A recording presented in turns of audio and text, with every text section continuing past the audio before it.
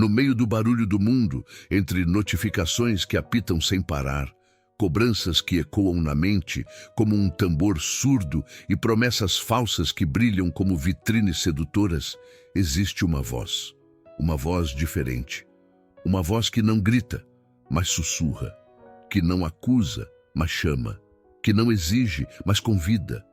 Uma voz que atravessa a multidão, que penetra as camadas da alma e que parece conhecer os becos mais escuros do coração.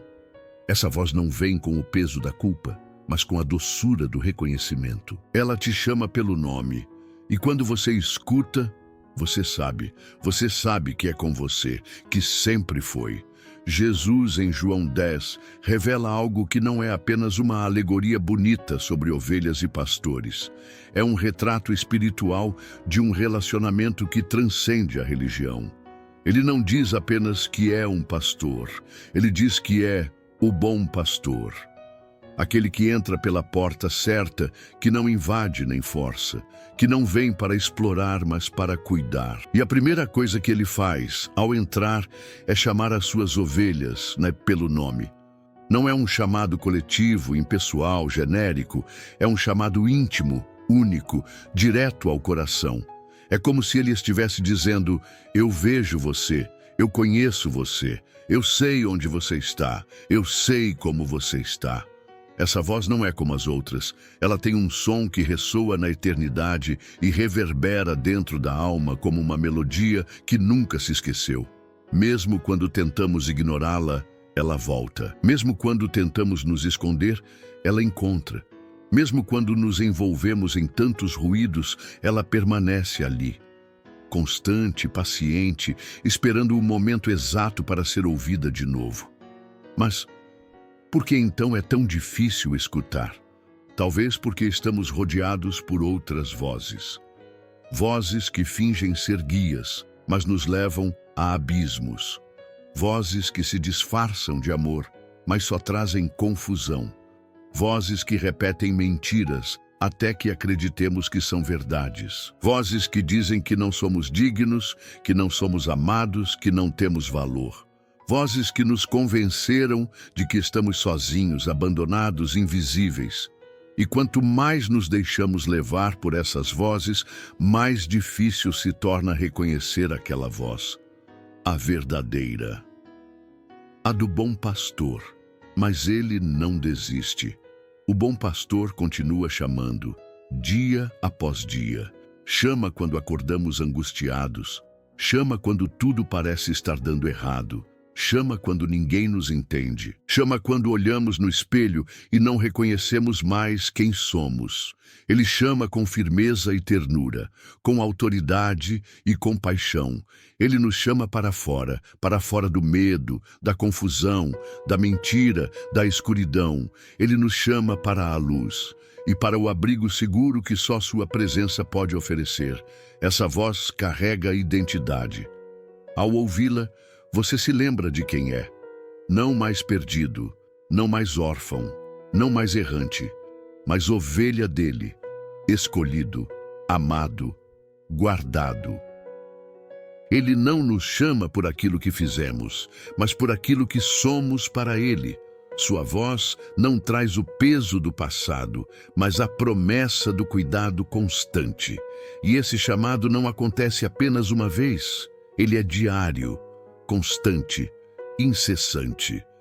Porque o bom pastor não tem prazer em ver uma ovelha vagando sozinha. Cada uma importa, cada uma tem valor, cada uma tem um lugar reservado no seu coração. Mas nem sempre reconhecemos essa voz de imediato. Às vezes, ela nos pega de surpresa. Ela vem num versículo que salta da Bíblia como um grito silencioso. Vem num louvor que, de repente, nos faz chorar. Vem numa palavra simples dita por alguém que nem sabia o que estávamos passando. Vem numa lembrança que acende algo dentro de nós. A voz do bom pastor vem de formas sutis e poderosas, porque ele sabe exatamente como nos alcançar. E quando finalmente reconhecemos, algo muda. Um peso cai, uma paz entra. Um suspiro profundo escapa do peito, como quem diz: enfim, Eu ouvi. É nessa hora que o coração se abre, que as defesas caem, que as máscaras se desfazem, e é nesse momento que ele entra. Não com condenação, mas com restauração. Não com cobrança, mas com acolhimento. Não com promessas vazias, mas com a certeza de que, a partir dali, nenhuma voz terá mais poder sobre nós como a dele. E se essa voz está te chamando agora, no exato momento em que você ouve essa oração, saiba que isso não é acaso. É cuidado, é direção, é amor em sua forma mais pura. O bom pastor está te chamando, e não é apenas para te consolar, é para te conduzir, para te tirar do lugar onde você se perdeu e te levar a um lugar de segurança e descanso. Mas para seguir a voz, é preciso confiar. E para confiar, é preciso conhecer. E é exatamente sobre isso que precisamos falar agora. Vamos caminhar para o próximo passo, onde o relacionamento íntimo entre o pastor e suas ovelhas se revela como a base que sustenta toda essa jornada. Existem laços que palavras não explicam, vínculos silenciosos, invisíveis aos olhos, mas indestrutíveis no espírito. Jesus, ao declarar que suas ovelhas conhecem a sua voz e que ele conhece cada uma delas, revela mais do que um ensinamento teológico. Ele expõe uma intimidade que nasce da convivência, da confiança e da entrega. Essa conexão entre o pastor e suas ovelhas não é construída da noite para o dia. Ela é cultivada em meio ao deserto, nos vales da dúvida, nas trilhas escorregadias da vida. É quando tudo em volta silencia que essa ligação se mostra verdadeira, firme e viva. E é nesse silêncio que ele nos reconhece. Quando ninguém mais vê, ele vê. Quando ninguém mais chama, ele chama. Quando ninguém mais entende, ele entende. O verdadeiro pastor não apenas conduz, ele observa, ele acompanha cada passo, cada tropeço, cada desvio. Ele não está distante, dando ordens de longe como um senhor impessoal. Ele está perto, atento, caminhando ao nosso lado. Jesus deixa claro: eu conheço as minhas ovelhas. Não como quem leu sobre elas num livro ou ouviu falar delas de terceiros, mas como quem vive junto, como quem escutou as orações sussurradas no travesseiro molhado pelas lágrimas, como quem viu o sorriso forçado diante de uma dor sufocada, como quem presenciou a força desabando quando ninguém estava olhando. Ele conhece não só o que mostramos, mas tudo o que escondemos. E é justamente esse conhecimento profundo que nos desafia. Porque somos condicionados a nos proteger, a nos disfarçar, a sermos aceitos pelas versões que inventamos de nós mesmos. Mas diante dele, todas as máscaras caem. E por mais que isso pareça assustador à primeira vista, é aí que mora o consolo. Ser totalmente conhecido e ainda assim totalmente amado. Nenhuma falha nos torna invisíveis para Jesus. Nenhuma ferida, nenhuma fraqueza o surpreende. O pastor conhece cada uma de suas ovelhas pelo nome, mas também pelas marcas, pelas histórias, pelas dores. Ele sabe o que cada uma carrega no coração, inclusive aquelas que já se esqueceram de como orar. Essa intimidade muda tudo. Porque quem conhece a voz do pastor não segue outro. Pode até se perder por um tempo, ser distraído pelas vozes alheias, atraído por atalhos sedutores, mas quando a verdadeira voz ecoa de novo, o coração reconhece. Porque a alma guarda sons que o mundo não consegue apagar. A voz de Jesus tem um timbre que ninguém mais possui. Uma doçura firme, uma autoridade serena, um chamado que não impõe, mas envolve. Quando ele fala, o caos se cala. Quando ele chama, a alma responde. E mesmo que esteja distante, a ovelha reconhece que ali está alguém que sempre esteve por perto, mesmo quando ela achava que estava sozinha. Essa relação não se baseia em medo, nem em obrigação. Ela é sustentada por amor e confiança. O pastor não manipula, ele conduz. Ele não exige adoração, ele inspira rendição. Ele não ameaça com abandono, ele promete presença. Mesmo no vale da sombra da morte, como Davi escreveu, ele está, não apenas como consolo, mas como direção. Porque há momentos em que a ovelha não sabe para onde ir, e tudo o que resta é confiar na voz que já a tirou de vales escuros antes. E essa confiança só nasce onde há intimidade. Só nasce onde há constância. Só nasce onde a ovelha se permite estar perto o suficiente para escutar. Essa proximidade é alimento para a fé. Quando conhecemos a voz do pastor, aprendemos a discernir entre o que vem de Deus e o que vem das distrações do mundo. E isso é essencial, porque a vida está cheia de falsos pastores, de guias que prometem paz, mas vendem ansiedade, de líderes que dizem proteger, mas exploram, de caminhos que parecem bons, mas levam à ruína. E é justamente isso que Jesus denuncia mais adiante nesse mesmo capítulo, nos revelando que há ladrões que vêm apenas para roubar, matar e destruir. Mas antes de entrar nessa realidade sombria, precisamos continuar entendendo como essa relação de confiança se aprofunda.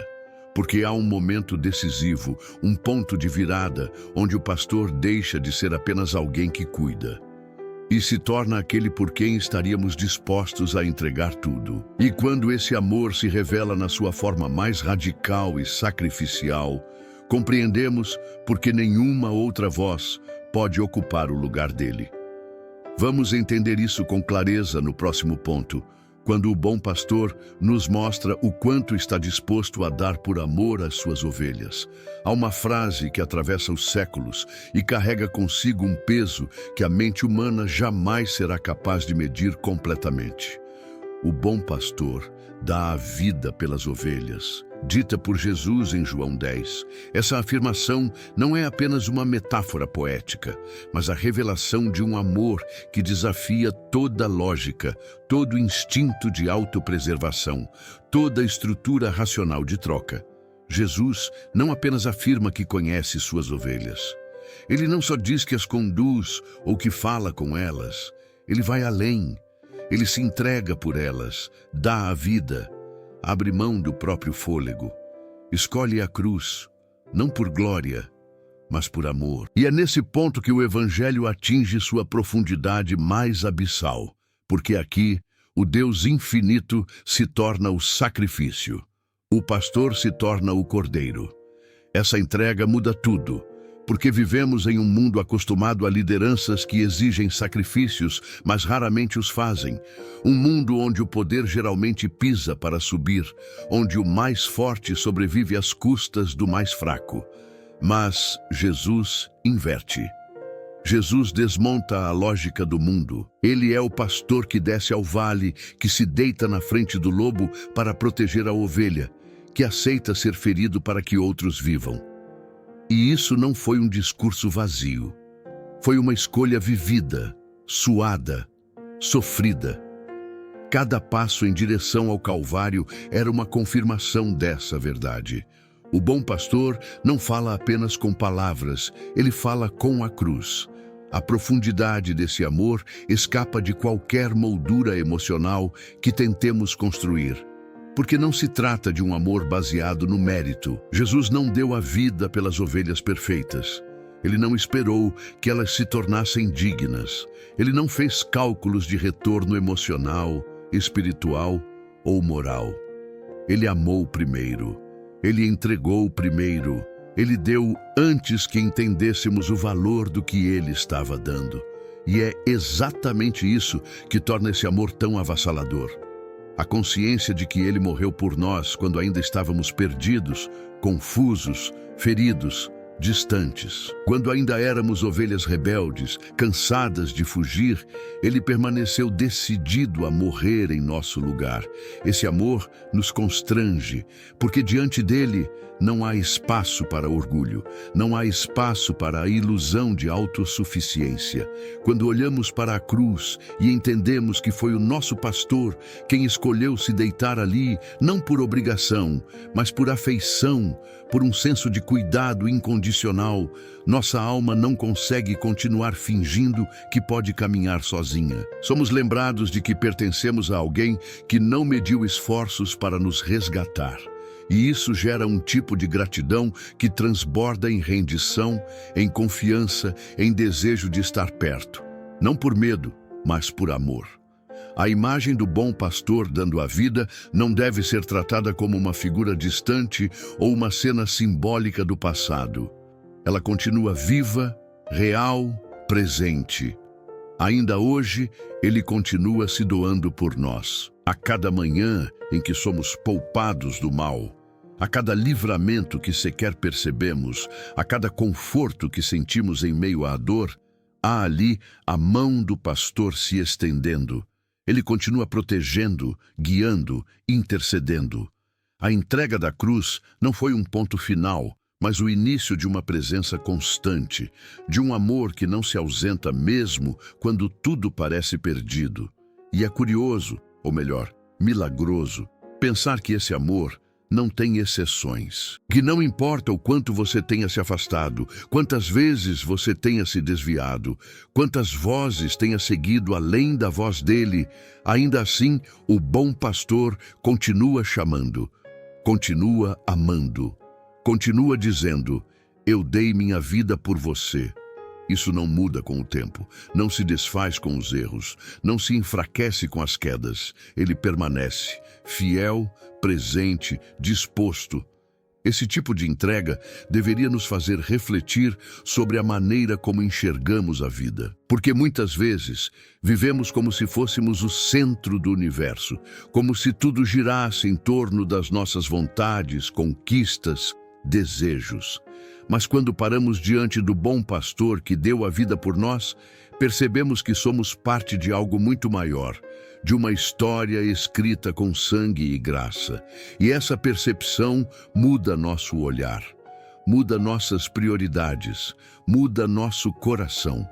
Mas há ainda algo mais profundo escondido nesse ato de entrega. Um detalhe que não pode passar despercebido.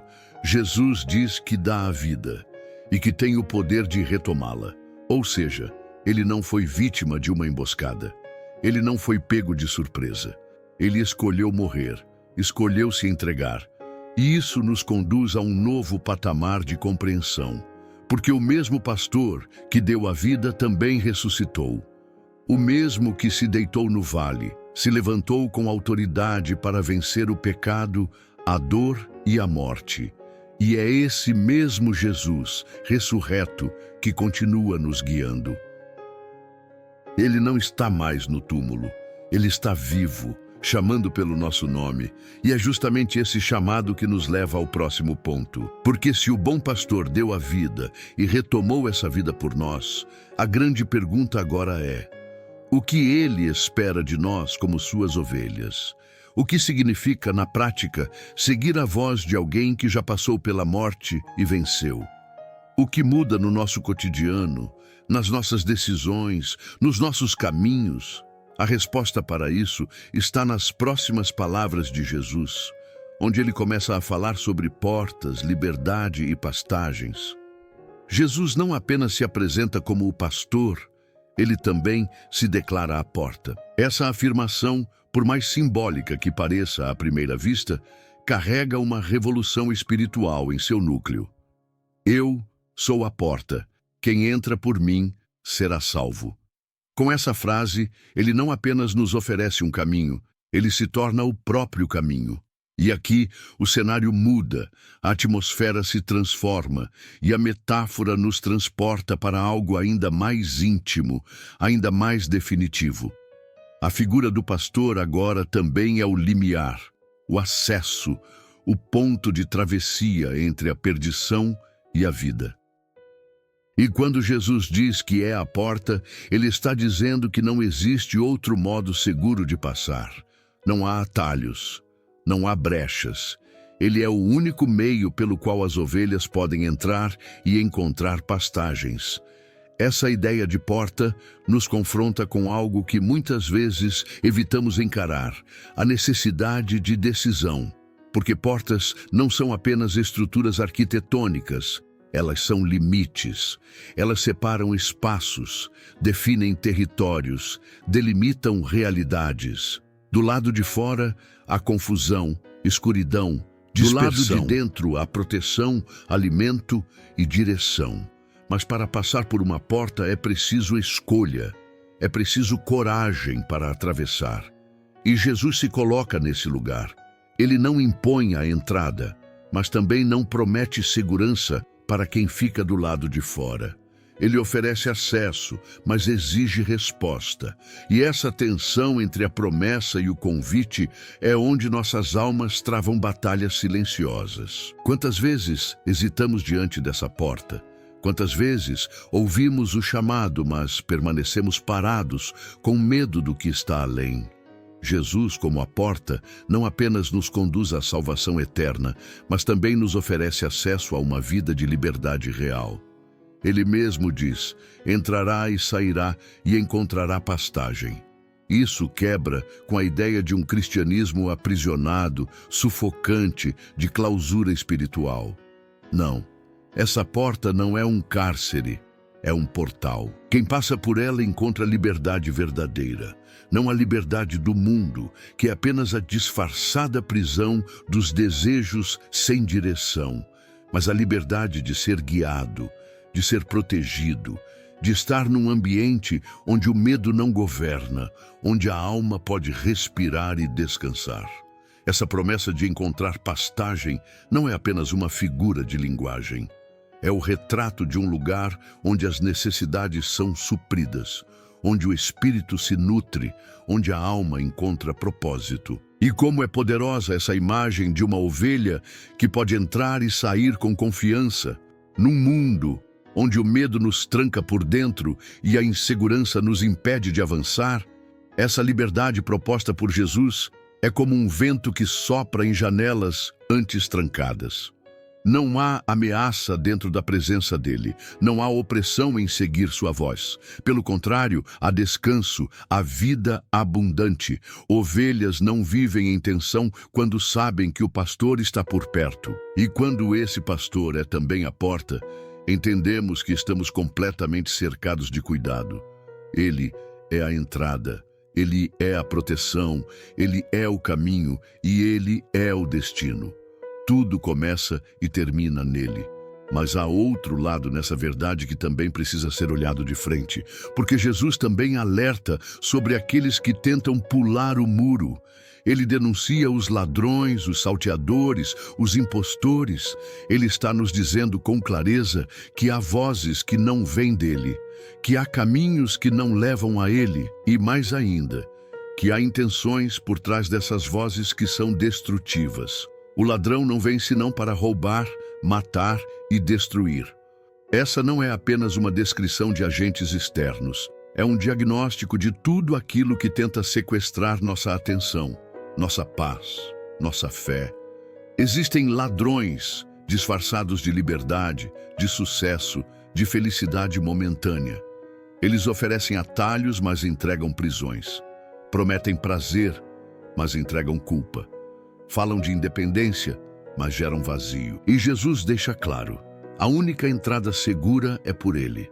O resto são ciladas. E isso nos obriga a refletir sobre quais portas temos atravessado. Quantas vezes seguimos vozes que nos prometeram pastagem, mas nos deixaram em desertos?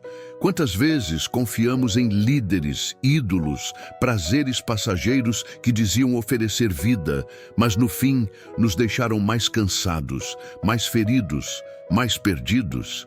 Jesus se posiciona como a única porta verdadeira e isso exige de nós uma checagem interna, uma honestidade profunda diante de nossos próprios caminhos. Porque a porta está ali, aberta, o pastor está chamando, mas ainda assim a escolha é nossa. E há algo profundamente lindo nesse convite. Jesus não é uma porta que se fecha com raiva. Ele não é um caminho que desaparece quando erramos. A cada manhã, ele ainda está lá. A cada noite, ele ainda chama. A cada tropeço, ele ainda espera. O tempo dele não segue o ritmo da nossa pressa, mas caminha no compasso da nossa transformação. Ele entende as dúvidas, as feridas, os medos, e mesmo assim continua dizendo: vem, entra. Por mim, você encontrará descanso. Por mim, você encontrará vida. E essa vida, como ele mesmo afirma, não é qualquer vida. É vida em abundância. Mas o que exatamente significa viver essa vida em abundância? É sobre riqueza material? É sobre ausência de problemas? Ou será que a abundância que Jesus promete é de outra natureza, mais profunda, mais duradoura, mais íntima? O que muda na alma de alguém que passa por essa porta e descobre que existe um outro jeito de viver, completamente diferente do que o mundo oferece? A resposta começa a ser revelada no próximo trecho da declaração de Jesus, onde ele nos revela que não só dá acesso à vida, mas que essa vida tem uma qualidade que transcende a lógica humana. Quando Jesus diz: eu vim para que tenham vida e a tenham em abundância, ele não está falando de uma existência rasa, ordinária ou limitada pelos padrões terrenos. Ele está falando de um tipo de vida que transcende o natural.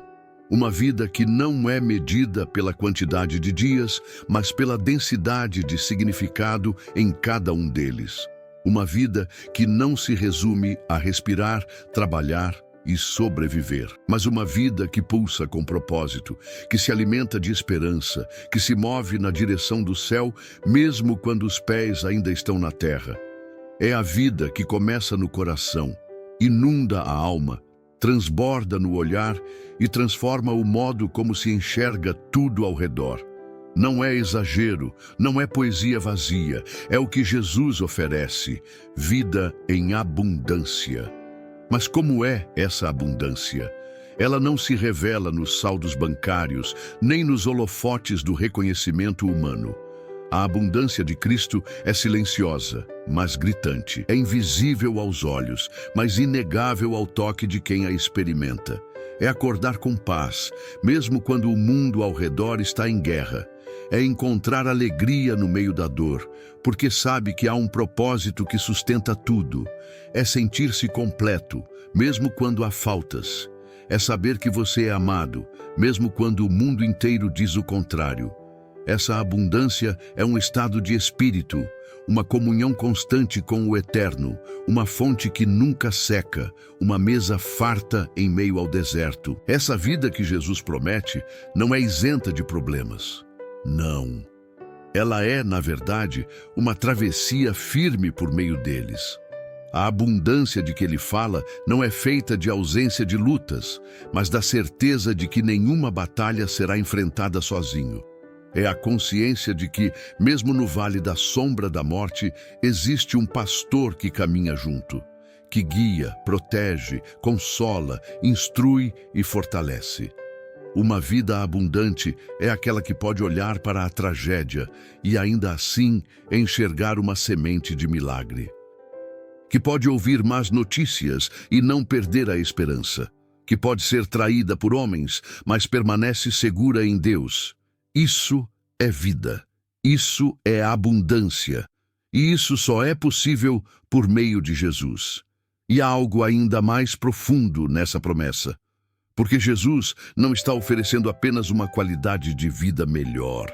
Ele está oferecendo uma identidade nova. A vida abundante que ele traz redefine quem somos. Ela ressignifica nossas dores, nossos fracassos, nossos medos. A mulher rejeitada encontra valor. O homem caído encontra perdão. O jovem confuso encontra direção. A criança ferida encontra colo. O ancião cansado encontra descanso. A vida abundante é a voz de Jesus dizendo: você é meu, você é amado, você tem um lugar. E nesse lugar tudo muda. A escassez se transforma em fartura, não do mundo, mas da alma. O vazio existencial dá lugar ao senso de pertencimento. A ansiedade se curva diante da paz. O desespero é acalmado pelo toque do pastor. Mas essa abundância também impõe porque ela não se impõe, não invade, não arromba. Ela se oferece, está disponível, está ao alcance, mas é preciso querer. É preciso atravessar a porta, é preciso ouvir a voz, é preciso se desligar das outras vozes que gritam, que exigem, que confundem. Jesus oferece a vida em abundância, mas cabe a nós dizer sim, cabe a nós desejar mais do que temos vivido. E essa decisão muitas vezes acontece no silêncio, quando ninguém está vendo, quando o coração está cansado de se alimentar de migalhas, quando a alma grita por algo verdadeiro, profundo, eterno. É nesse momento que a abundância de Cristo se torna um clamor dentro de nós, um desejo de recomeço, de cura, de entrega. E não é à toa que essa vida abundante é contrastada, no mesmo capítulo, com a ação do ladrão. Jesus está mais uma vez nos alertando que há forças que tentarão nos roubar essa promessa. Elas não vêm com cara de mal, não anunciam seus reais propósitos. Chegam disfarçadas de oportunidade, de prazer, de independência, de autonomia. Mas por trás do brilho há veneno. E esse ladrão é paciente. Ele se esconde em distrações sutis, em promessas não cumpridas, em hábitos que parecem inofensivos, em decisões que pouco a pouco vão nos afastando da verdadeira vida.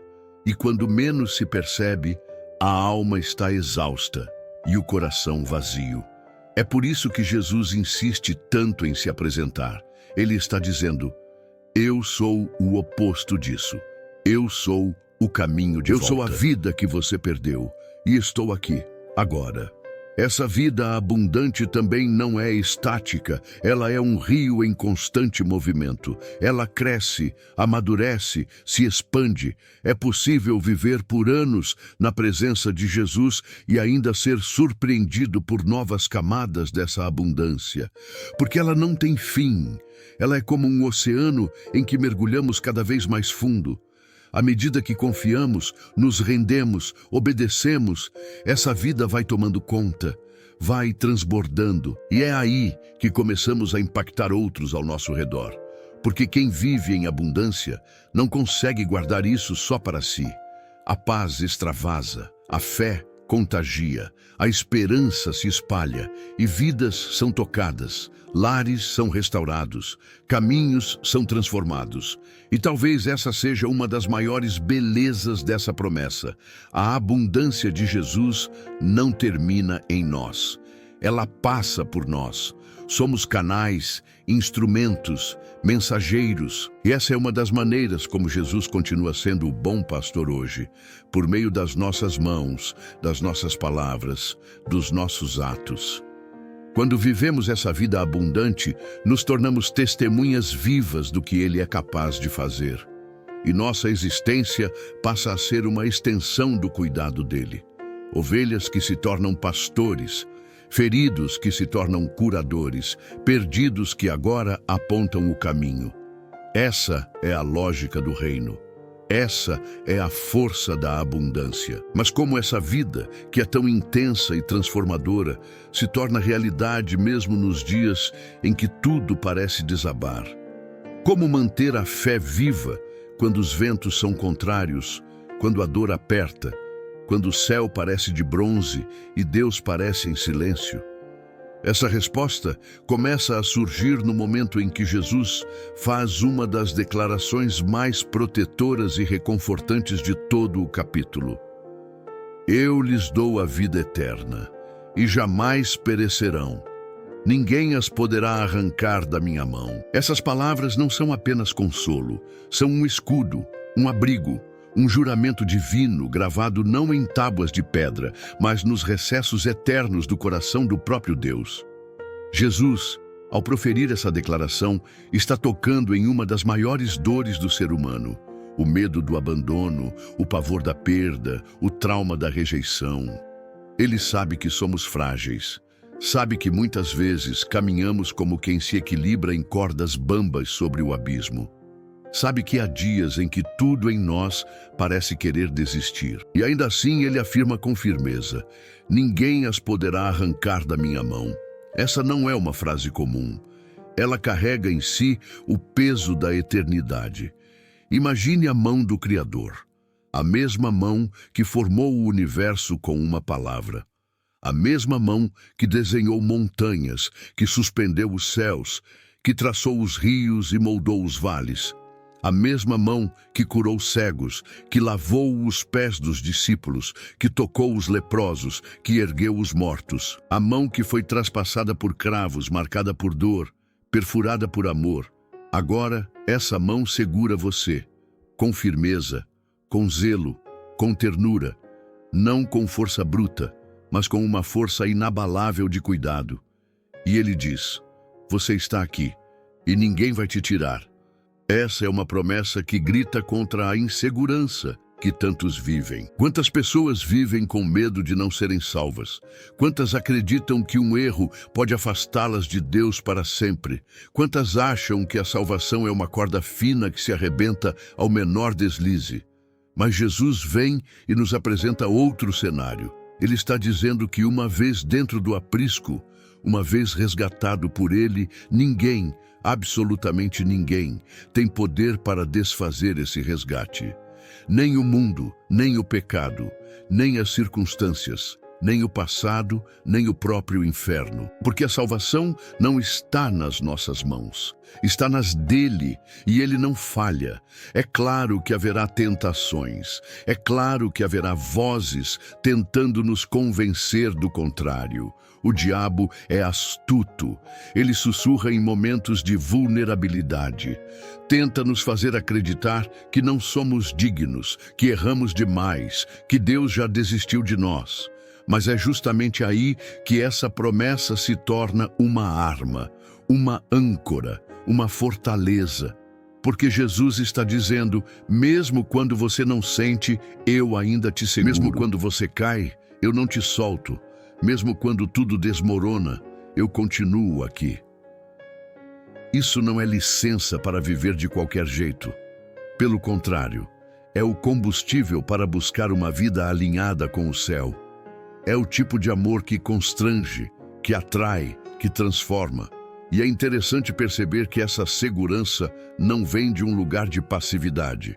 Jesus não está nos convidando a viver de braços cruzados, contando com sua fidelidade, sem responsabilidade. Ele está nos convidando a viver com confiança, com coragem, com fé.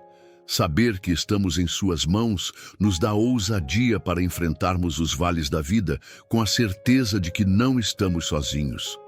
Que mesmo quando tudo parece sair do controle, ainda existe uma mão firme nos sustentando por baixo. E essa verdade muda tudo.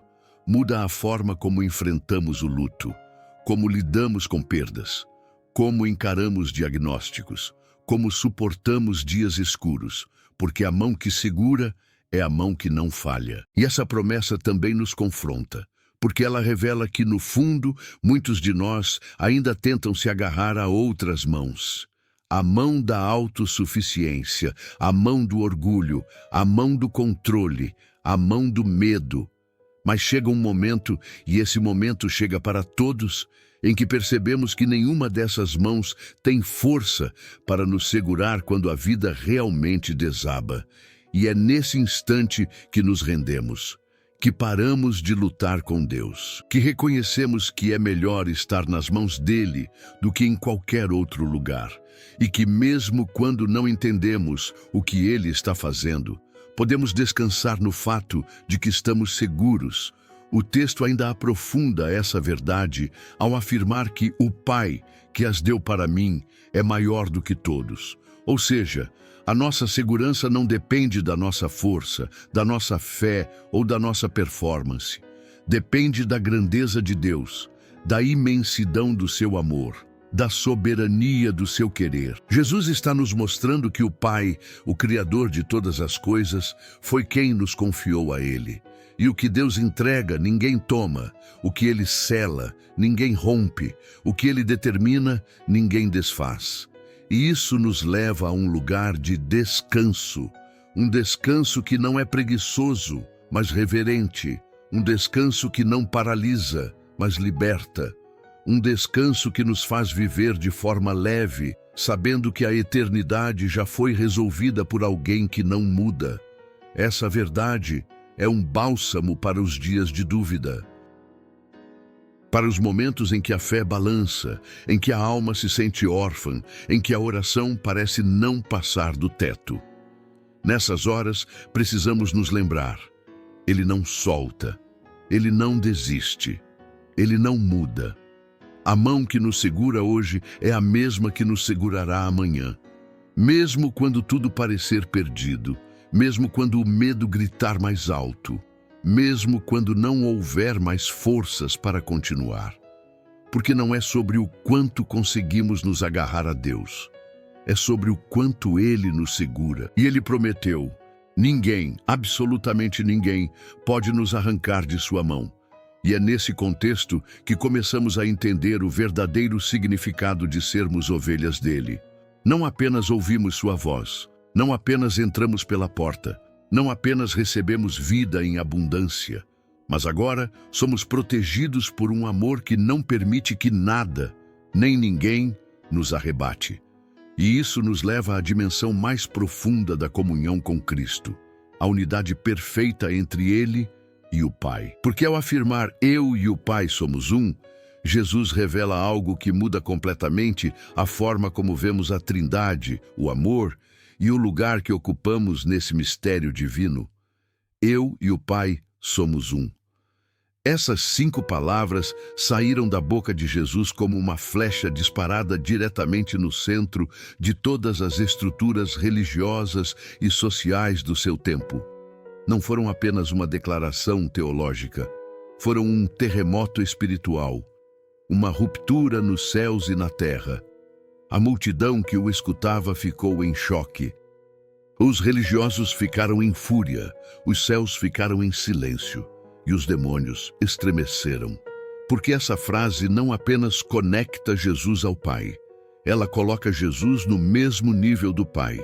Ela diz com todas as letras que o carpinteiro de Nazaré, o filho de Maria, o homem de pés empoeirados que caminhava entre os pecadores, era o próprio Deus encarnado. E por mais que isso hoje nos pareça familiar, para quem ouviu essas palavras pela primeira vez, aquilo foi considerado uma blasfêmia. Os judeus sabiam muito bem o que ele estava dizendo. Por isso pegaram pedras, por isso quiseram matá-lo. Porque ninguém poderia se colocar ao lado de Deus. Ninguém poderia reivindicar unidade plena com o Criador. Mas Jesus não recuou. Ele não disse que foi um mal-entendido. Não tentou amenizar. Pelo contrário, ele firmou sua posição com coragem, como quem sabe exatamente o peso das palavras que carrega. Porque o que ele estava revelando ali não era uma invenção, era uma verdade eterna. Jesus é Deus. Essa afirmação muda absolutamente tudo. Muda a forma como oramos, como adoramos, como vivemos. Porque não estamos apenas seguindo um mestre sábio, um profeta inspirador, um líder revolucionário. Estamos nos rendendo ao Deus vivo, o mesmo que criou os céus e a terra, o mesmo que guiou Israel no deserto, o mesmo que falou com Moisés no monte. Agora está diante dos homens, dizendo: eu e o Pai somos um. Isso não é apenas doutrina, isso é relacionamento. Porque Ele está nos convidando a viver dentro dessa unidade, a ser um com Ele, assim como Ele é um com o Pai. E quando Jesus afirma essa unidade, Ele também está nos revelando o quanto somos amados. Porque Ele, sendo Deus, não permaneceu distante, não ficou observando de longe, não nos salvou com um gesto frio do trono. Ele desceu, se fez carne, se fez próximo, andou entre nós, chorou com a gente, sentiu fome, sede, cansaço, suportou rejeição, traição, zombaria, carregou uma cruz que não era dele, morreu uma morte que não merecia. Tudo isso porque, sendo um com o Pai, ele decidiu que também queria ser um conosco. Ele não veio apenas mostrar o caminho, ele veio ser o caminho. Ele não veio apenas ensinar sobre o amor, ele veio ser o amor encarnado. E essa unidade entre o Filho e o Pai também fala de autoridade. Quando Jesus diz que são um, ele está dizendo que tudo o que faz, diz e decide tem a chancela do céu. Não há separação. Não há divergência. O Pai não está tentando consertar o que o Filho faz. O Filho não está tentando convencer o Pai de ser mais misericordioso. Eles são um só em essência, vontade e propósito. Isso significa que quando Jesus diz que perdoa, o Pai concorda. Quando ele cura, o Pai aprova. Quando ele salva, o Pai celebra. Tudo flui da mesma fonte, da mesma identidade, da mesma glória. E se isso é verdade, e então podemos confiar com todo o nosso ser. Porque quem nos segura não é apenas o bom pastor. É o próprio Deus. Esse versículo também é uma chave para vencermos o medo, porque ao nos lembrar de que Jesus e o Pai são um, compreendemos que não há distância entre o nosso clamor e o trono. Que não há burocracia espiritual, que não estamos dependendo de intermediários para sermos ouvidos, que a mesma mão que nos sustenta é a mão do Criador, que a mesma voz que nos chama é a voz que disse, haja luz, que aquele que intercede por nós diante do Pai é o próprio Filho, que é um com o Pai. Isso significa que não há oração em vão, que não há lágrima desperdiçada, que cada gemido, cada suspiro, cada palavra sussurrada no meio da dor é ouvida por alguém que nos conhece por dentro e por fora. E mais do que isso, essa união entre Jesus e o Pai nos aponta para o que Ele deseja fazer em nós. Porque mais tarde, em outra oração, Jesus vai pedir algo surpreendente, que sejamos um com Ele, assim como Ele é um com o Pai. Ou seja, Ele quer nos incluir nessa comunhão divina, quer nos transformar de forma tão profunda, tão íntima, tão radical, que a nossa vida se torne uma extensão da sua, que nossas palavras ecoem as dele, que nossas atitudes revelem sua glória, que nosso caráter reflita seu amor. Isso não é religião. Isso é relacionamento, é reconciliação, é o céu invadindo a terra dentro de nós. E quando compreendemos isso, algo muda, porque percebemos que não estamos sós, que não somos órfãos, que não fomos esquecidos, que estamos ligados a uma fonte eterna de vida, que o Deus que sustenta galáxias também sustenta nossos dias, que o Jesus que venceu a morte também vence nossos medos, que o Espírito que ungiu o Filho agora habita em nós. Isso gera reverência, gera temor, gera gratidão, porque não somos apenas seguidores, somos filhos, e não filhos distantes, perdidos, irrelevantes, mas filhos amados, conhecidos, selados, filhos que vivem debaixo de uma promessa indestrutível. Eu e o Pai somos um. E essa verdade, quando cai como semente no solo do nosso coração, começa a germinar frutos de transformação. Começamos a perceber que nossa vida tem um propósito maior, que nossas dores não são em vão, que nossos dias têm direção e que, mesmo em meio ao caos, estamos conectados à essência do amor. E tudo isso nos prepara para uma revelação ainda mais profunda.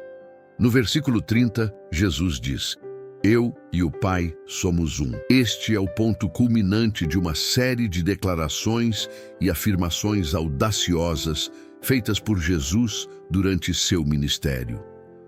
Quando ele fala essas palavras, ele não está simplesmente apresentando uma teoria ou uma doutrina religiosa para estudo. Ele está expondo uma realidade que transcende a compreensão humana, a unidade perfeita entre o Pai e o Filho. Essa unidade não é apenas uma parceria ou um acordo entre duas entidades divinas, mas sim uma união de essência, vontade e propósito, que é um mistério imenso para nós, seres finitos, tentarmos captar. O que Jesus revela aqui é algo que toca no coração de nossa fé e se entrelaça com a essência do cristianismo, o Deus triuno. Ele e o Pai são um. Eles não têm apenas uma missão comum, são uma unidade indissolúvel. Em Cristo, essa unidade é revelada de uma forma palpável, mas essa revelação, visível para todos. Essa verdade profunda está além de uma simples lição teológica. Ela desafia todas as nossas noções de separação e distância entre nós e Deus. Em um mundo onde nos sentimos frequentemente sozinhos, distantes ou desconectados, essas palavras de Cristo oferecem uma esperança radical. Ele, sendo um com o Pai, veio até nós. Ele não se manteve distante ou inalcançável. Ele veio para estabelecer essa unidade conosco, para nos chamar a participar dessa comunhão que existe entre o Pai e o Filho. Ele, o Filho de Deus, veio até nós, ao ponto de viver como um de nós. E essa aproximação não é apenas uma visita temporária ou uma intervenção momentânea. Ela tem o poder de transformar tudo ao nosso redor. Mas o que isso realmente significa para a nossa vida? Como podemos entender e aplicar essa profunda união entre Jesus e o Pai? Quando Jesus nos diz que Ele e o Pai são um, Ele não está apenas nos ensinando algo sobre sua identidade divina. Ele está também nos revelando a natureza da nossa relação com Ele. Porque, como cristãos, somos convidados a viver de acordo com essa unidade. Não somos chamados para uma simples religião ou um conjunto de rituais vazios. Somos chamados para viver dentro dessa realidade da união perfeita entre o Pai e o Filho. Jesus não veio apenas para estabelecer uma doutrina. Ele veio para nos convidar a entrar nessa comunhão. Ele quer nos convidar a ser um com Ele, assim como Ele é um com o Pai. Essa união não é uma simples metáfora ou uma ideia filosófica que podemos discutir. Não, isso é real. Isso é vivo. Jesus está nos chamando para uma vivência transformadora, onde podemos experimentar essa unidade em nossas próprias vidas. E isso nos desafia de maneira imensa. Não é algo que podemos entender facilmente, mas é algo que, ao vivermos, começa a se revelar de uma forma cada vez mais clara. Como podemos experimentar essa unidade? Como podemos viver em uma comunhão tão profunda com Cristo que nos molda e nos transforma por completo? Em primeiro lugar, isso exige um relacionamento profundo com Cristo. Isso significa que não podemos viver nossa fé de forma superficial. Não podemos nos contentar com um cristianismo de fachada, que só aparece em momentos de adoração pública ou nas redes sociais. Não. A verdadeira unidade com Cristo exige um compromisso profundo e diário. Ela exige que nos rendamos completamente a Ele, buscando conhecê-lo e andar com Ele em todos os momentos da nossa vida. Em segundo lugar, essa unidade com Cristo nos chama para uma transformação interna. Somos chamados a refletir a sua imagem, a viver como Ele viveu, a amar como Ele amou. Quando Jesus diz que Ele e o Pai são um, Ele está nos chamando para viver de forma similar, para nos tornarmos um com Ele, em nossa essência, em nossas atitudes e em nossas ações. Mas essa transformação não é algo que acontece da noite para o dia. Ela exige um processo contínuo de santificação e de rendição. A unidade com Cristo nos desafia a abandonar nossas próprias agendas, nossos próprios desejos egoístas, para que possamos viver plenamente em Sua vontade. Jesus não nos chamou para viver de acordo com nossos próprios caprichos. Ele nos chamou para viver em alinhamento com a vontade do Pai, exatamente como Ele viveu. Isso significa que, à medida que nos aproximamos de Cristo e nos entregamos a Ele, a nossa vida começa a refletir mais e mais a sua imagem. Nossas atitudes, palavras, escolhas, reações, tudo começa a se alinhar com a verdade de quem Ele é e da unidade que Ele compartilha com o Pai. Essa unidade também traz consigo um propósito divino. Jesus não veio simplesmente para nos salvar do pecado. Ele veio para nos inserir em uma missão maior, em um propósito divino. Quando nos unimos com Cristo, somos chamados para participar de sua missão no mundo. Somos chamados para sermos instrumentos de sua graça, amor e verdade. Jesus não viveu para si mesmo. Ele viveu para cumprir a vontade do Pai e para trazer salvação a todos os homens. E Ele nos chama a seguir esse mesmo caminho. Não podemos ser um com Cristo sem também viver de acordo com a missão de Cristo. A unidade com Ele não é apenas sobre desfrutar da sua presença e da sua paz.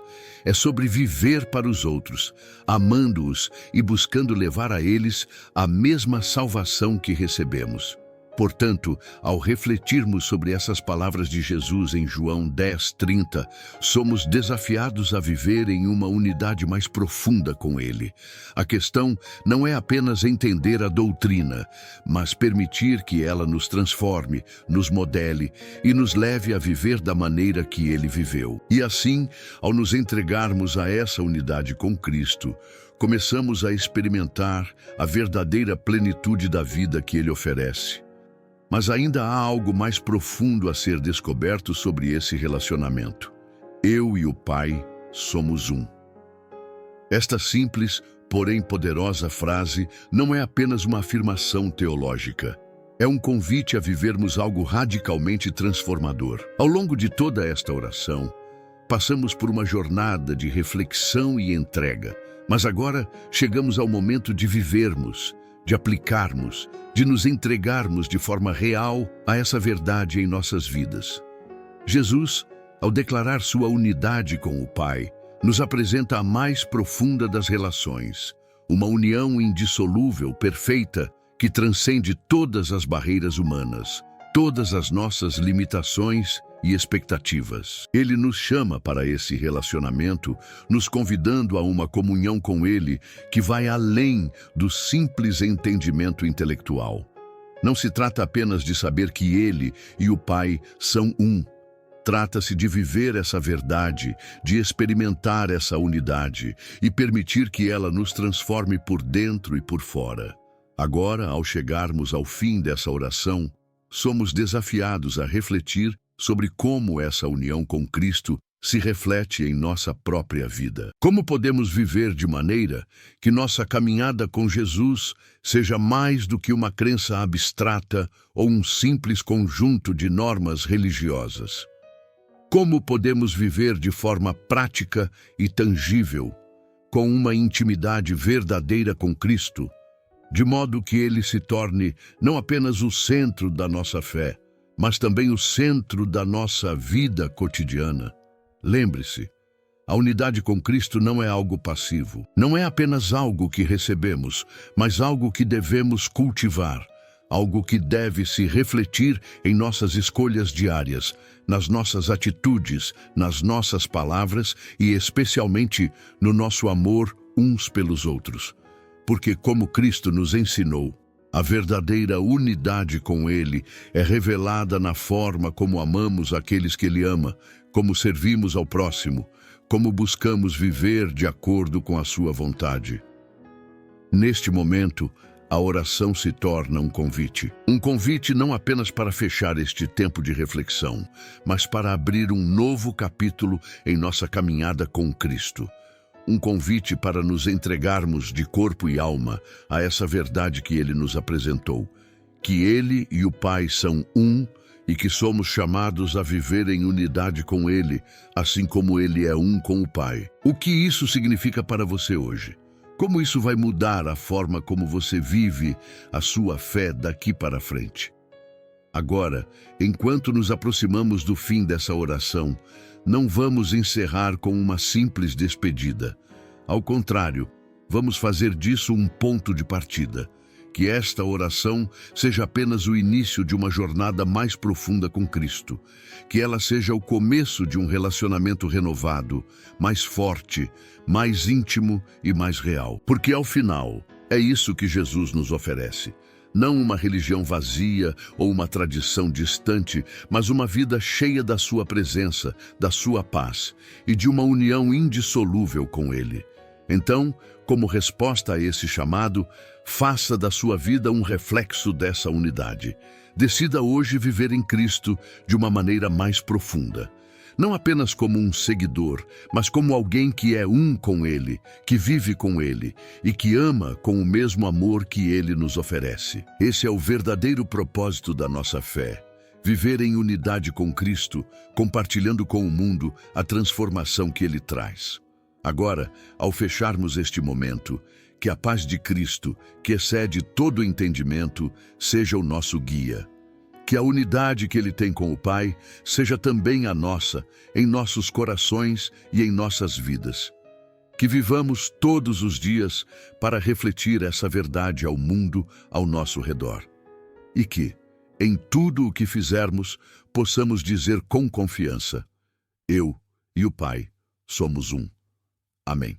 Agora, abrimos o coração para o próximo passo nessa jornada de fé, pois o que está à frente é ainda mais grandioso do que qualquer coisa que possamos imaginar.